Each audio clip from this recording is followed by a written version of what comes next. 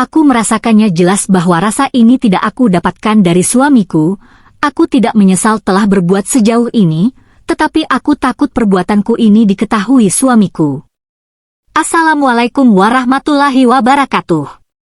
Saya host di channel ini yang akan membawakan kisah nyata untuk kalian semua. Kalau kalian terhibur dengan kehadiran saluran ini, subscribe dulu dong dan tolong anggap cerita ini hanya sekedar hiburan dan pelajaran. Jika ada kesamaan nama dan tempat, itu mungkin hanya kebetulan saja. Ambil baiknya dan buang buruknya. Oke, selamat menikmati vlog dan kumpulan cerita dan kisah nyata dari saluran pena kisahku. Hidup mereka diawali dengan kisah cinta yang tampak sempurna.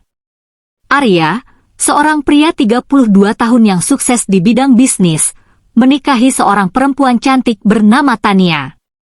Tania, wanita berusia 30 tahun, penuh dengan pesona. Ia adalah sosok yang selalu memancarkan keanggunan, tak hanya dari penampilan fisiknya, tetapi juga dari kepribadiannya yang lembut.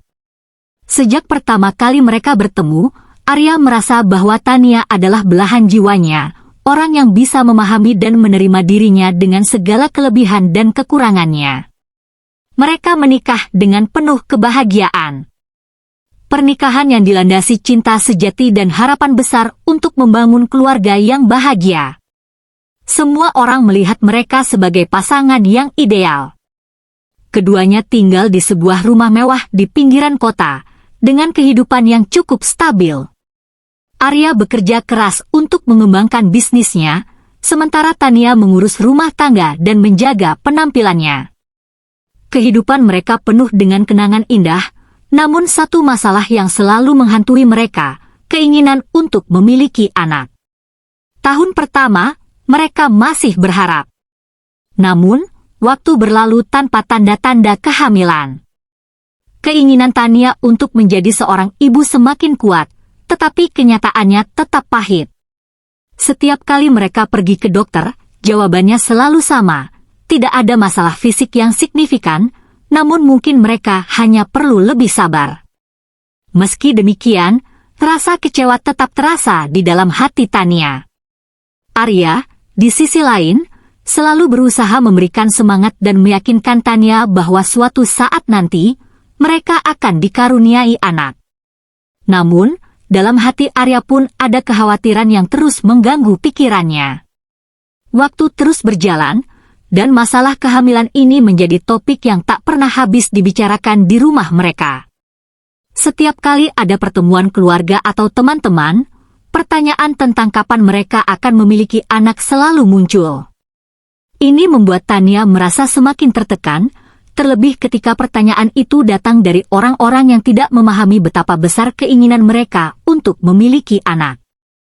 Pada tahun ke-7 pernikahan mereka, kehidupan mereka mulai terguncang oleh masalah ekonomi yang tak terduga. Bisnis Arya, yang dulu berkembang pesat, mulai mengalami kemunduran. Banyak investasi yang tidak menguntungkan, dan utang menumpuk. Arya yang selalu menjadi tumpuan bagi keluarga merasa tertekan, dan Tania pun merasakan perubahan besar dalam sikap suaminya.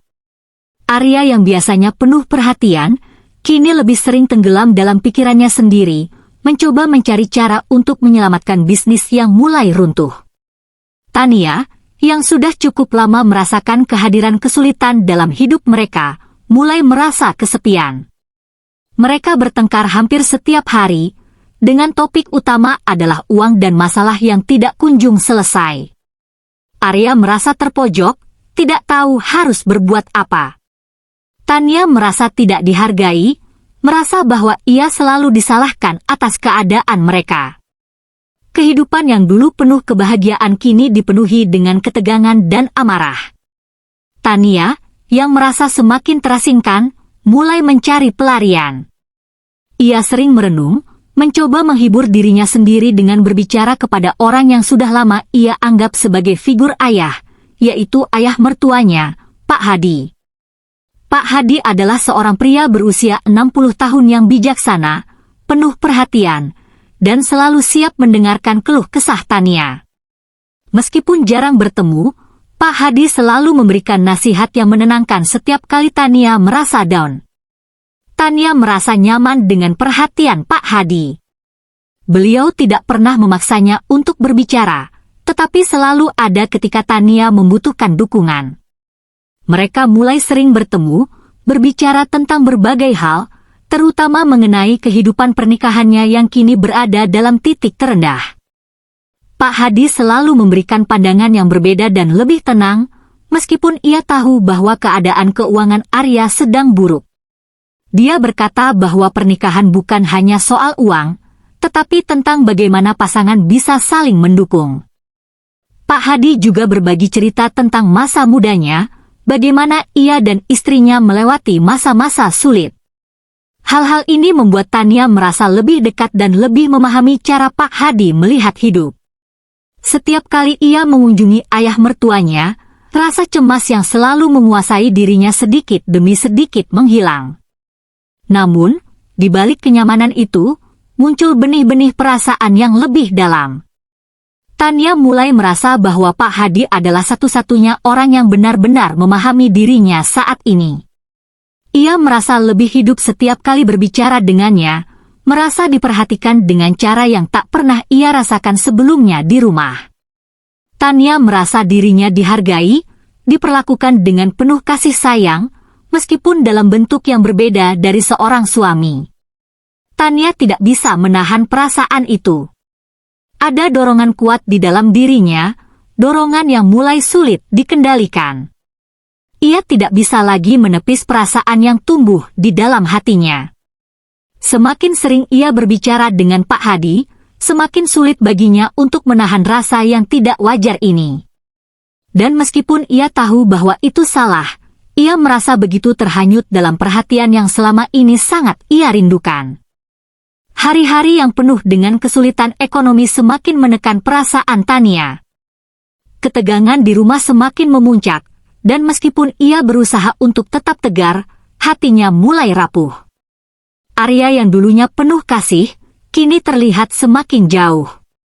Setiap kali Tania mencoba mengajaknya berbicara tentang perasaan atau keadaan mereka, Arya hanya memberikan jawaban singkat dan terlihat terganggu.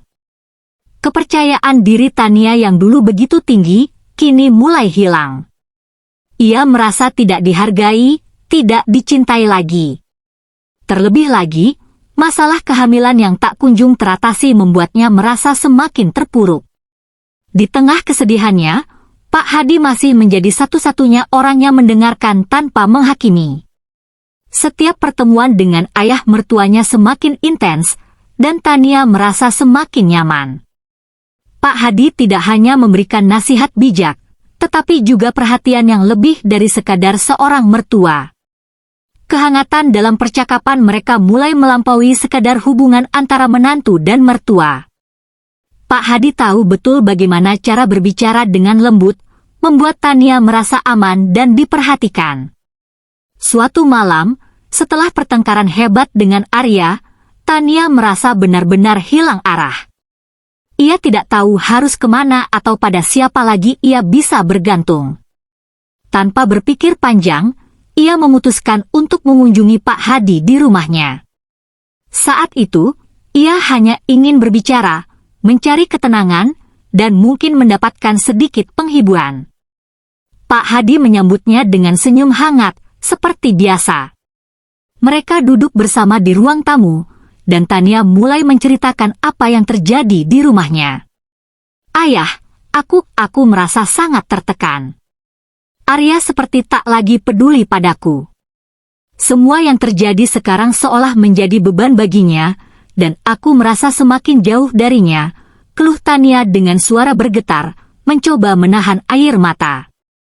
Pak Hadi mendengarkan dengan seksama, lalu mengangguk dengan penuh pengertian.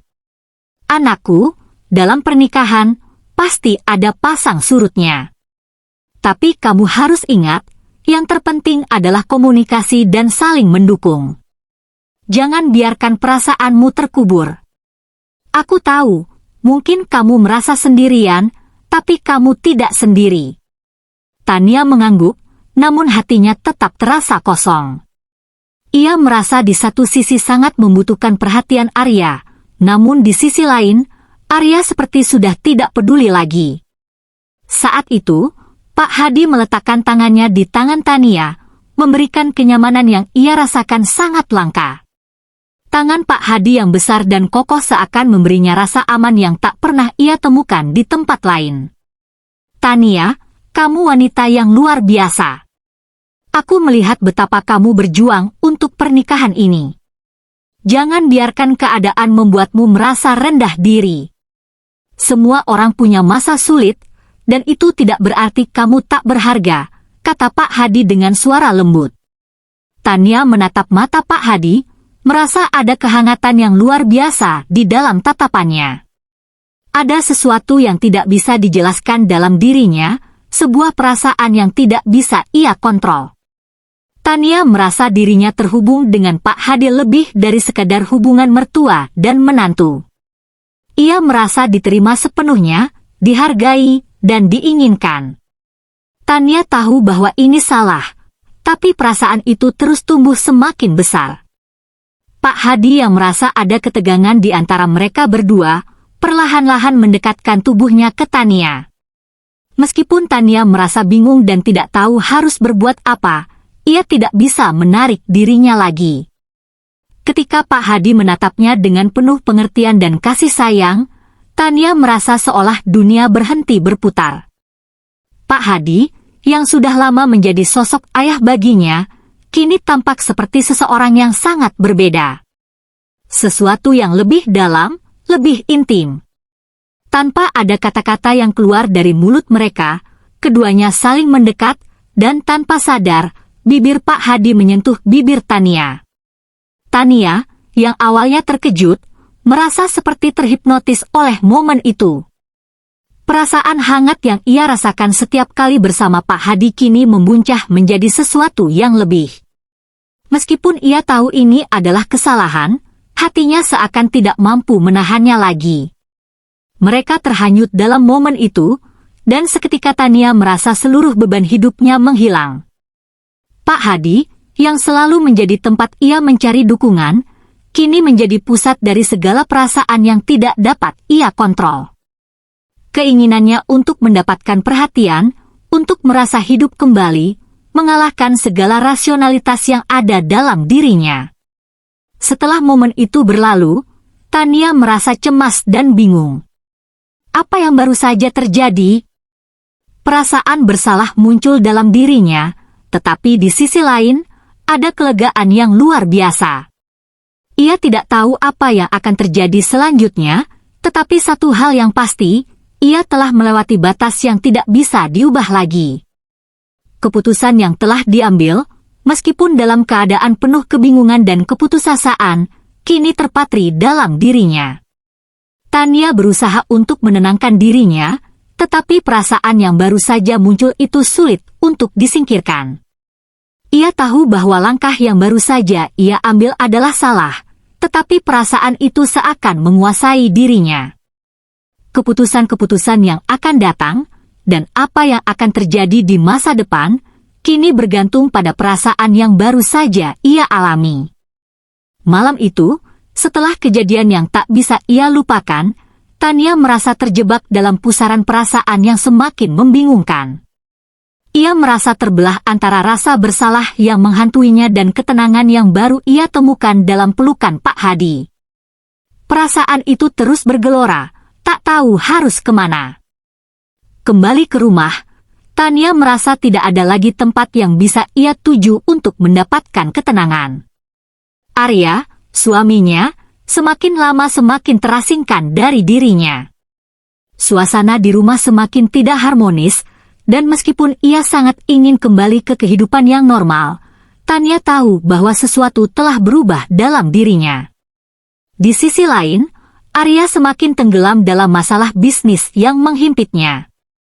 Semakin hari, ia semakin jarang berbicara dengan Tania. Ia sibuk mengurus masalah utang dan mencari cara untuk menyelamatkan bisnisnya.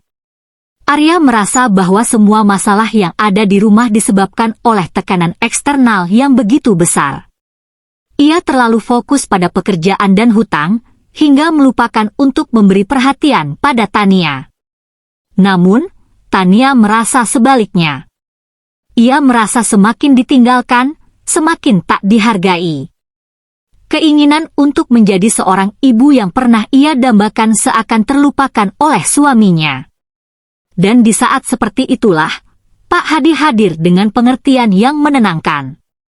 Tania semakin sering mengunjungi ayah mertuanya. Setiap kali ada pertengkaran dengan Arya, ia mencari alasan untuk pergi ke rumah Pak Hadi.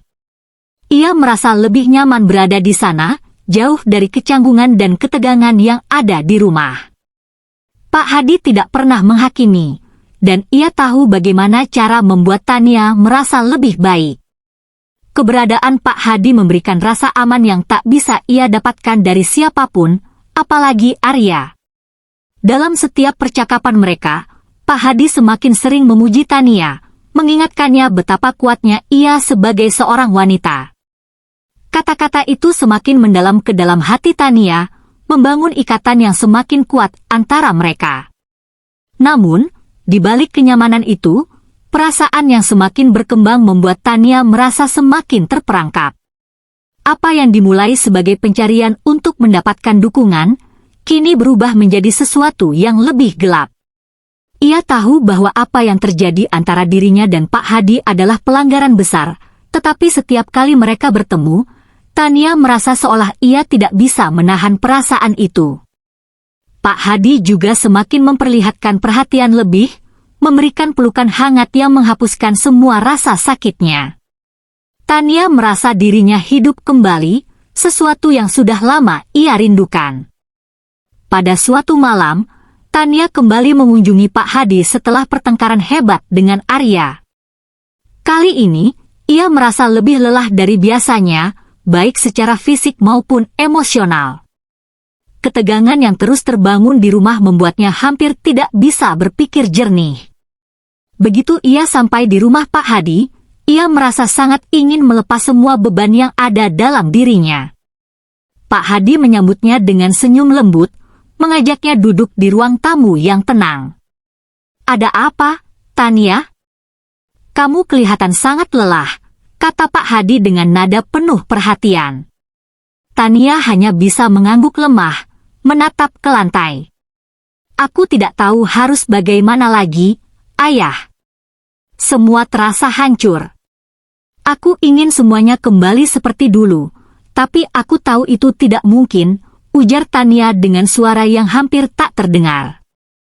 Pak Hadi menatap Tania dengan penuh pengertian, lalu ia menggenggam tangan Tania dengan lembut. "Tania, hidup ini penuh dengan cobaan. Kamu kuat, dan kamu tidak sendirian. Kalau kamu merasa kesulitan, aku akan selalu ada untukmu," kata Pak Hadi dengan lembut. Kata-kata itu semakin mengalirkan perasaan yang selama ini dipendam Tania. Tania merasa terhanyut dalam perhatian dan kasih sayang yang diberikan Pak Hadi. Seolah-olah dunia ini hanya ada mereka berdua, dan semua masalah di luar sana tidak ada artinya.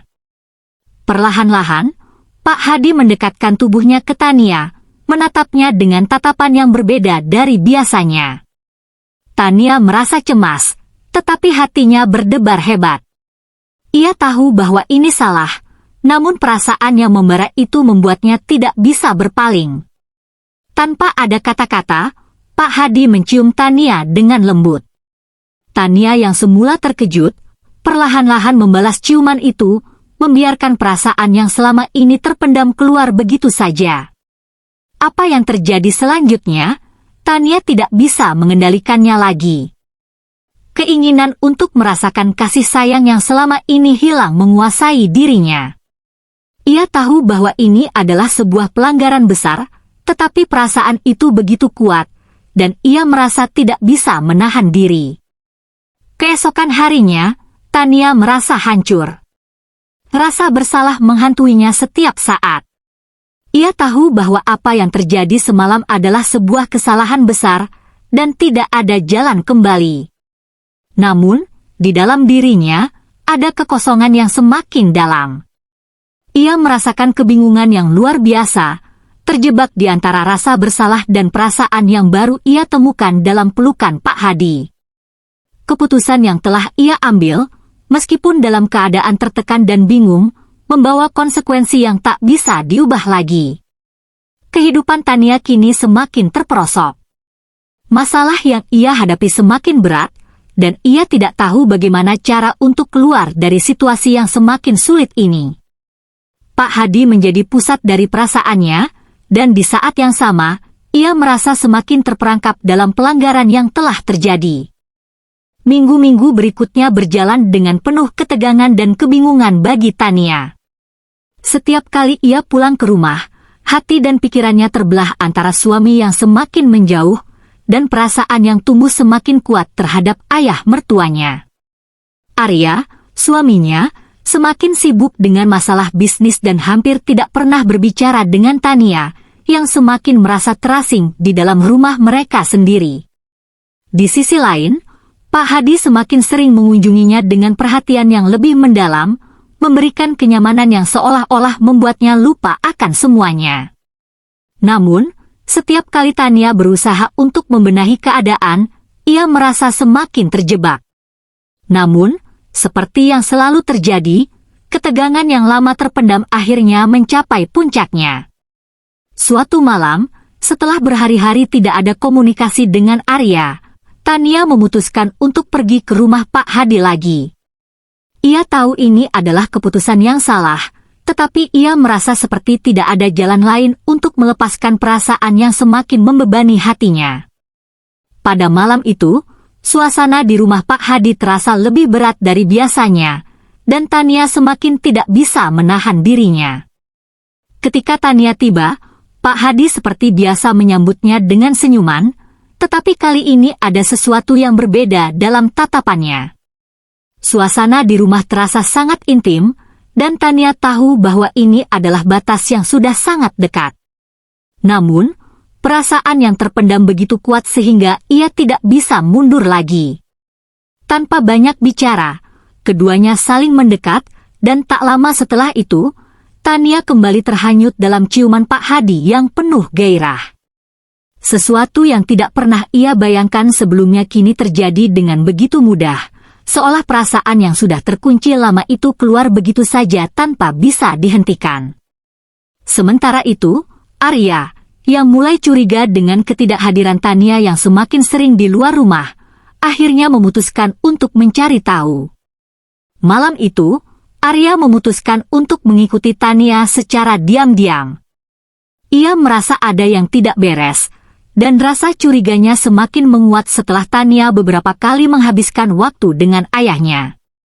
Tanpa diketahui Tania, Arya melihat Tania memasuki rumah Pak Hadi. Hatinya berdegup kencang, dan ia tahu bahwa ada sesuatu yang tidak beres. Tak lama setelah itu, Arya merasa kebingungannya berubah menjadi kemarahan yang menggelegak. Ia tidak bisa lagi menahan perasaan kecewanya terhadap Tania, terhadap pernikahannya yang hancur. Dengan cepat, ia menghubungi beberapa orang untuk membantunya menyelidiki lebih lanjut. Beberapa jam kemudian, Arya kembali ke rumah dengan penuh amarah. Ia tahu bahwa perasaan curiganya tidak salah, dan kini waktunya untuk menghadapi kenyataan. Malam itu, Tania kembali ke rumah Pak Hadi setelah kejadian yang penuh gairah. Ia merasa lega, tetapi juga semakin cemas dengan apa yang sedang terjadi di dalam dirinya. Namun, baru saja ia menutup pintu rumah Pak Hadi, tiba-tiba suara pintu rumah dibuka dengan keras, dan Tania mendapati Arya berdiri di sana dengan wajah merah penuh kemarahan. Tidak hanya Arya, beberapa orang warga yang ia panggil juga ada di sana. "Tania," teriak Arya dengan suara penuh amarah. "Apa yang kamu lakukan? Apa yang terjadi antara kamu dan ayahku?" Suaranya bergetar, dan air matanya hampir menetes karena rasa kecewa yang begitu mendalam. Tania terkejut dan panik, tidak tahu apa yang harus ia katakan. Warga yang melihat kejadian itu juga tercengang, menyaksikan peristiwa yang tak pernah mereka duga sebelumnya. Pak Hadi keluar dari dalam rumah, dan saat melihat situasi ini, ia tahu bahwa semuanya telah berakhir. Warga yang hadir langsung mulai mengerumuni rumah, beberapa di antaranya mencatat kejadian itu dengan ponsel mereka, sementara yang lainnya berbicara dengan berbisik di antara mereka sendiri. Kejadian itu segera menyebar ke seluruh kampung, dan dalam waktu singkat, seluruh desa tahu apa yang telah terjadi antara Tania dan Pak Hadi. Ini tidak bisa dibiarkan, teriak Arya, yang tidak bisa menahan rasa sakitnya. Kamu telah menghancurkan hidup kami, Tania. Kamu dan ayahku, apa yang telah kamu lakukan? Tania, yang sudah tidak bisa berkata-kata, hanya bisa menunduk. Ia merasa hancur, merasa tak ada jalan untuk memperbaiki semuanya. Rasa bersalah yang luar biasa menggerogoti hatinya, dan ia tahu bahwa apa yang telah terjadi tidak dapat dibenarkan. Kejadian itu sudah terlalu jauh untuk bisa diperbaiki. Pak Hadi mencoba untuk berbicara, tetapi ia tahu bahwa tidak ada kata-kata yang bisa memperbaiki keadaan. Tania, maafkan aku. Aku tak pernah berniat membuat semuanya jadi seperti ini, kata Pak Hadi dengan suara rendah, meski ia tahu bahwa semuanya telah terlanjur terjadi. Namun, itu tidak cukup untuk meredakan kemarahan Arya. Ia berteriak, mengutuk perbuatan mereka, dan membiarkan warga tahu tentang apa yang telah terjadi. Ketika kabar ini tersebar, Tania merasa dunia seakan runtuh di sekitarnya. Semua yang selama ini ia takutkan akhirnya menjadi kenyataan, dan kini tidak ada yang bisa mengubah kenyataan pahit yang harus ia hadapi. Perasaan malu dan bersalah menghantui Tania, sementara seluruh kampung mulai memberikan pandangannya. Tidak ada tempat yang aman lagi baginya. Mungkin ini adalah harga yang harus ia bayar atas keputusannya yang salah. Arya, yang sudah tidak bisa menahan amarahnya, meninggalkan rumah dengan langkah berat, membawa hati yang hancur. Tania tahu bahwa ia telah kehilangan segalanya, suaminya, mertuanya, bahkan dirinya sendiri. Warga yang menyaksikan kejadian itu pun beredar, meninggalkan rumah Pak Hadi dengan berbagai komentar dan desas-desus yang semakin meluas. Tania berdiri di sana, merasakan betapa seluruh dunia menilai dirinya. Tak ada lagi yang bisa ia lakukan untuk membalikkan keadaan. Yang bisa ia lakukan hanya menunggu konsekuensi lebih lanjut yang datang setelah kejadian ini. Keputusan yang diambil dengan emosi kini membawa akibat yang lebih besar dari yang Tania bayangkan. Semua yang ia lakukan untuk mencari penghiburan dan ketenangan kini berakhir dengan kehancuran yang lebih mendalam. Ia harus menerima kenyataan bahwa tak ada lagi yang tersisa, selain rasa bersalah yang tak bisa dihapuskan. Dengan demikian cerita di episode ini selesai. Terima kasih karena sudah mau mendengarkan kisah nyata ini. Sekali lagi ambil baiknya dan buang buruknya dan semoga hal seperti ini tidak akan pernah terjadi kepada kalian semua wahai sahabat onlineku dan semoga kita semua dilindungi dari mara bahaya. Amin ya rabbal alamin. Sekian dan terima kasih. Sampai ketemu lagi di cerita-cerita selanjutnya. Jangan lupa like, komen, share dan subscribe. Oh iya, jangan sungkan untuk membagikan pemikiran kalian semua wahai sahabat onlineku di komentar video ini ya.